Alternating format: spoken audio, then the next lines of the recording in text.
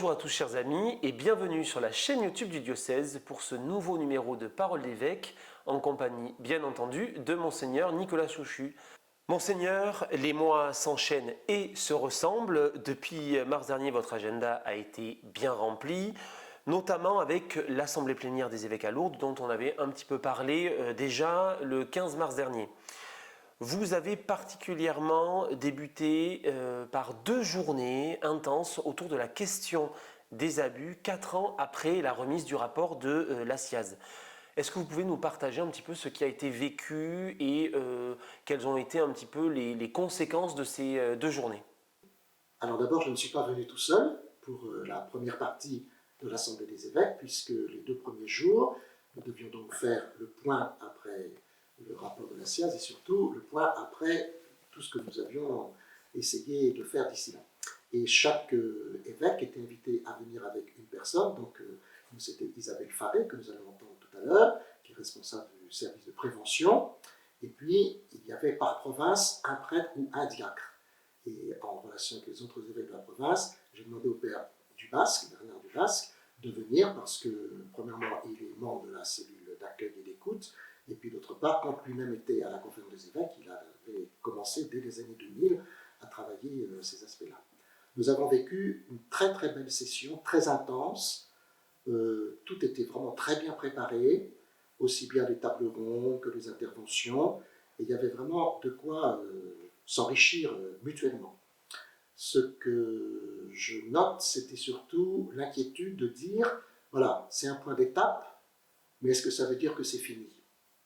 Et là-dessus, on a pu rassurer tout le monde, c'était certes un point d'étape qu'il fallait faire, et on est tous bien d'accord pour dire qu'il faut continuer de lutter contre les abus et les violences sexuelles, notamment sur les personnes mineures. Et puis, ça n'était évidemment pas prévu au départ, mais il y a eu cette affaire Bétaram, c'est quand même tout près de Lourdes, et donc des victimes de Bétaram ont été invitées, avaient préalablement été reçues par le président de la conférence des évêques, et ont donc participé à nos travaux, et ils ont eu le courage de donner leur témoignage quand il y avait des temps libres, ce qui a donné évidemment une physionomie réelle finalement à tous nos travaux. Et alors ce que je pense important de dire, c'est que on a essayé de passer de personnes victimes à des personnes témoins, c'est-à-dire que leurs paroles soient entendues, soient prises en compte, et qu'elles deviennent, bien sûr, forcément toujours, elles sont toujours des victimes, mais qu'elles deviennent surtout des témoins.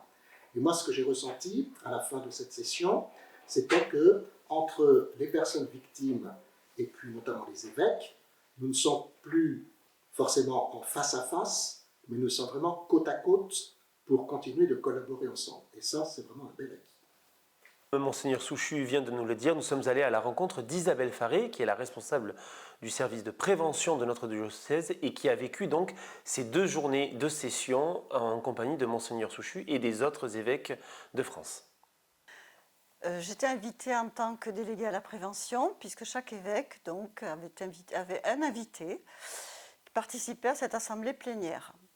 Donc nous nous sommes retrouvés, les évêques bien sûr, toutes les personnes représentant la prévention et les personnes de la cellule d'accueil et d'écoute, ainsi que des victimes et des collectifs de victimes. Très important. Durant la session, nous avons assisté à des tables rondes avec des intervenants de très grande qualité.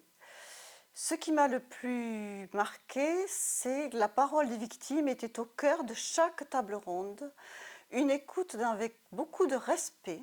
Ensuite, j'ai aussi rencontré tous les autres représentants des cellules et de la prévention. Ça a été important pour moi parce que d'abord ça m'a rassurée sur ce qu'on faisait nous ici et ça m'a donné d'autres perspectives à mettre en place sur le diocèse. Ce qui me paraît aussi important, c'était la présence du recteur de la mosquée de Paris pour montrer l'importance de tous les cultes, que tous les cultes prennent en compte aussi ces violences sexuelles. Ce que je voudrais garder, c'est l'écoute, l'importance de l'écoute de la parole des victimes. de travailler avec eux et avec les collectifs. L'importance de continuer, qu'on n'en était qu'au début, ça a été dit plusieurs fois, comprendre qu'il existe aussi des ateliers où on s'occupe des auteurs. Parce que s'occuper des auteurs, c'est aussi s'occuper des victimes. Merci beaucoup Isabelle. Je rappelle que vous êtes la responsable du service de prévention pour notre diocèse. Monseigneur, quels ont été les autres moments forts et les grands sujets abordés, avec peut-être un point qui vous a particulièrement marqué? Il y a environ 3 points principaux qui m'ont marqué, pas seulement un seul. Donc nous avons continué de travailler, alors là, sur les personnes victimes quand elles étaient majeures. Et ça fait déjà plusieurs sessions que nous essayons de travailler cette question, qui est évidemment, enfin, quand on est victime, on est victime. Mais quand on est victime mineure, ce n'est pas le même statut, si je puis dire, que quand on est victime majeure. Parce que d'abord, une personne majeure, elle peut d'elle-même aller dénoncer et faire un signalement. Voilà. Donc on est arrivé à un texte, un petit peu de consensus entre les évêques, et c'était vraiment un travail ardu, on va dire ça comme ça. Enfin, on avance, donc ça c'est important. La deuxième chose qui m'a marqué, c'est donc l'investissement que nous avons voulu montrer par rapport à l'enseignement catholique. Alors, bien sûr, il y a tous les abus, tout ça, mais il y a surtout le lien avec l'État et la manière dont il va nous falloir vivre l'enseignement catholique dans les années qui viennent. Donc, sur les candidats qui nous étaient présentés pour devenir secrétaire général de l'enseignement catholique, le vote s'est porté sur une personne qui est un haut fonctionnaire de l'État. Et donc, on estime qu'il saura parler avec les ministres et avec tous les échelons qui permettent de faire des liens réels et sains et saïennes entre l'État et l'école catholique. Et puis, nous avons élu donc, Monseigneur Rouget, l'évêque de Nanterre, pour être l'évêque accompagnateur du secrétariat général de l'enseignement catholique.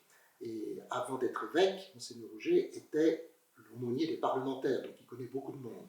Et je trouve que ce sont deux atouts, en tout cas que nous nous sommes donnés, pour qu'au niveau national, on sente bien que les évêques veulent soutenir l'enseignement catholique, ce que nous essayons de faire aussi au niveau local.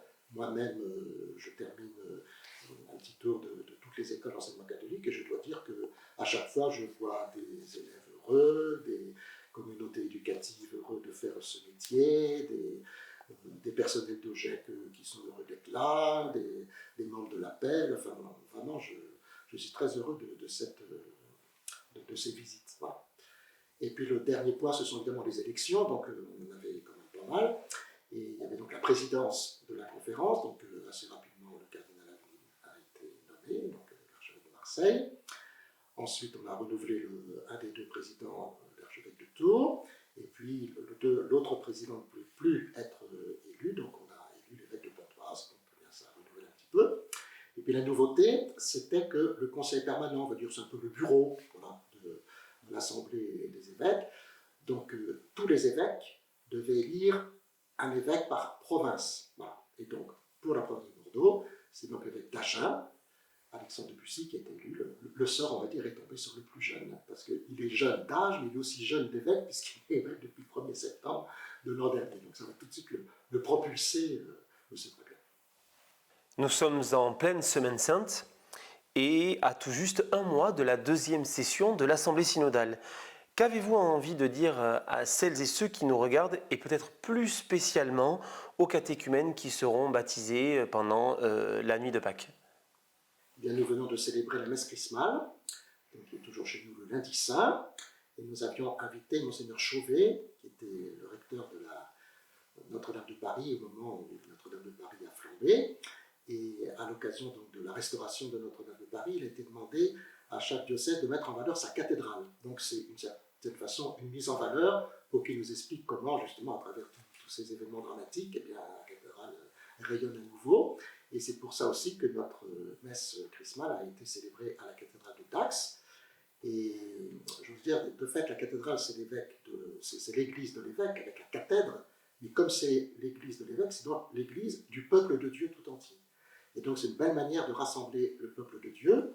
Et puisque vous avez parlé de notre synode diocésain, donc les 17 et 18 mai, la dernière assemblée synodale qui donc maintenant devra voter des orientations pastorales, eh bien, à la fin de cette session, il y aura le dimanche 18 mai à 15 h une messe, alors là, ouverte à tout le diocèse à la fin de cette assemblée synodale. Donc c'est vraiment le rassemblement de tout le peuple de Dieu. Et dans ce peuple de Dieu, eh bien, il y a des gens qui font de fait des étapes importantes, donc les catéchumènes, qui vont être baptisés, première communion, confirmation à Pâques, et puis, à Pentecôte, pardon, et puis aussi, j'ai déjà reçu les lettres des futurs confirmants, qui sont nombreux cette année, qui aussi seront confirmés à la Pentecôte.